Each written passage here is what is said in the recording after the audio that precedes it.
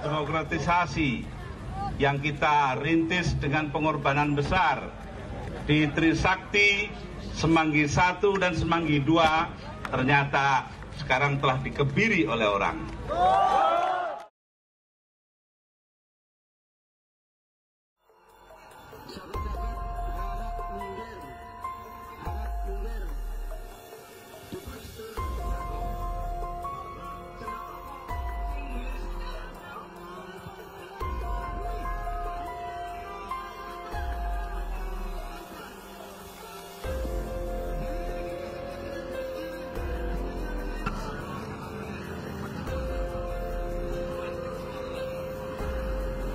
Menyatakan sikap untuk mendukung sepenuhnya terhadap presiden secara legitimit, dan barang siapa yang macam-macam untuk memprovokasi jatuhnya Gus Dur itu merupakan lawan kita yang pertama.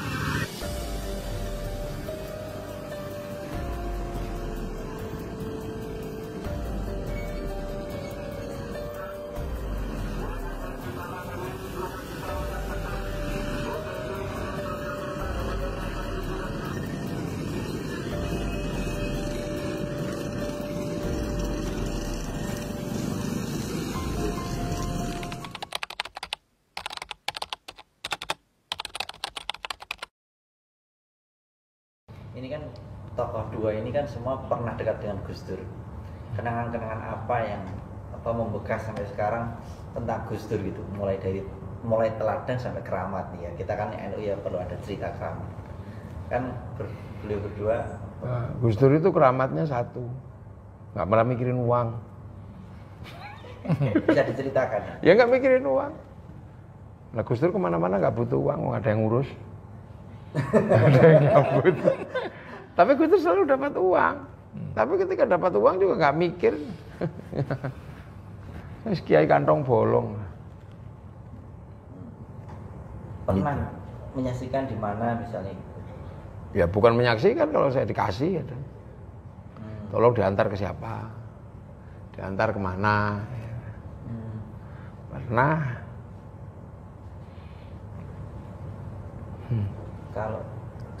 Kalau yang saya anggap itu bukan keramat tetapi kelebihan Gus Dur adalah dari sisi kesabarannya.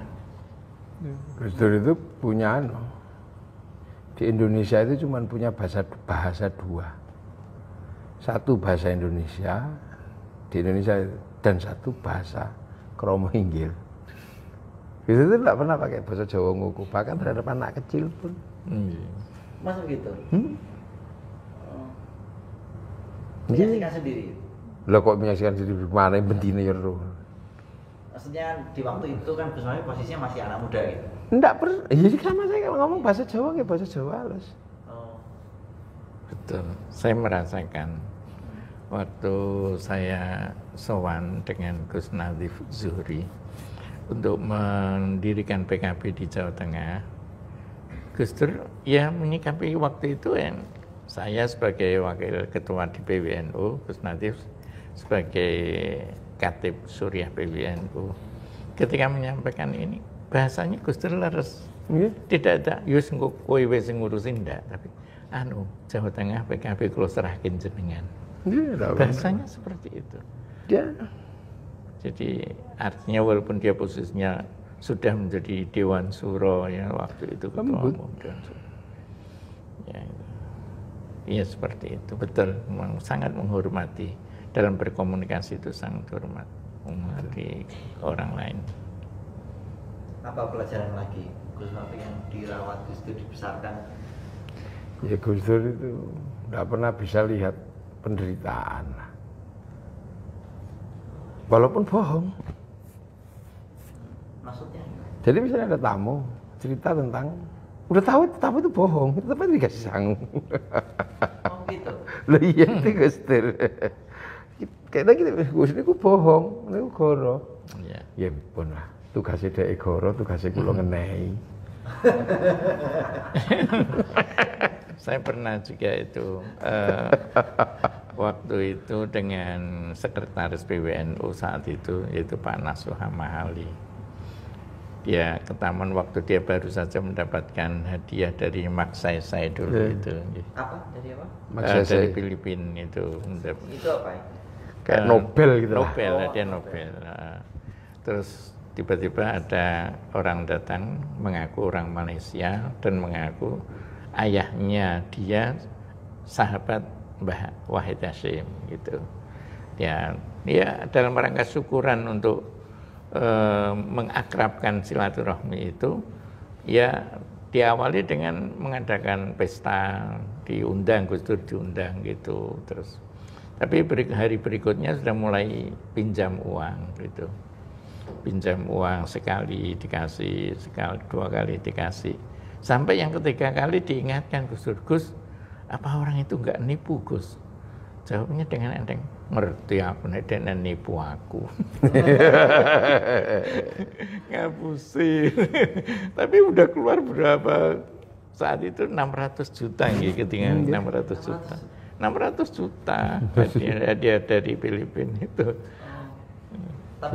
Jadi Gus Dur itu tahu pelajaran dan itu saya sering pakai. Kita sering pakai. Ada orang bohong itu bukannya kita nggak ngerti. Dan kadang dia semakin pede. Karena dipikir itu Gus Dur nggak ngerti. Dan saya juga kadang menikmati. Sekarang misalnya saya dalam posisi sekarang ada orang yang dia merasa lebih hebat, apa. Jadi bohong, saya menikmati itu. Ya, syukur. Jaluk sangu, ya sangu. Saya kadang tak contoh juga. Tapi kan yang buat nyangoni ada. Nah ya itu untungnya Allah itu milih saya yang kebagian nyangoni, bukan yang disangoni. Ada dukun terkenal di Jawa Timur.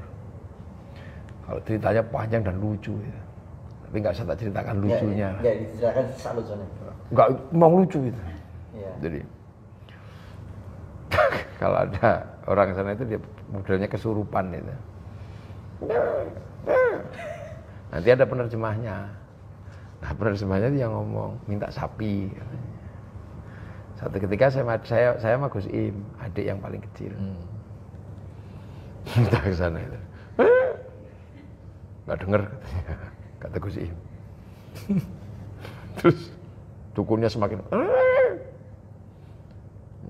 kata penerjemahnya minta sapi. Enggak, saya nggak dengar sendiri. Iya sapi kata dukunnya itu nama iya sapi. Nah, udah tahu lah kita itu bohong gitu ya. Nah satu ketika kita diutus itu tuh bawain uang. Yang utus Gus? Kasihkan. Padahal kita cerita itu dukun palsu. Nggak apa-apa, waktu kasih DE itu dukun palsu.